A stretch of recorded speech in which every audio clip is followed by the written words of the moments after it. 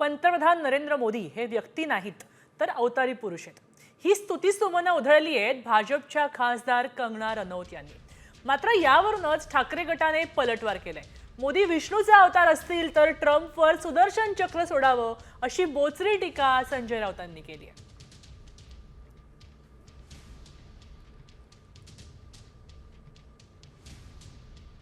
नरेंद्र मोदी जी 2014 में आए तो इसीलिए कहा जाता है कि वो साधारण मानव नहीं है, वो एक अवतार है.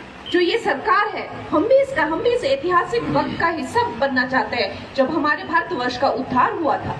ये ऐतिहासिक वक्त हमेशा इतिहास में याद रखा जाएगा कि जब ये भारत तो आजाद हुआ होगा तब, लेकिन असली आजादी जब इसका उद्धार हुआ तो इस वक्त पे हुआ.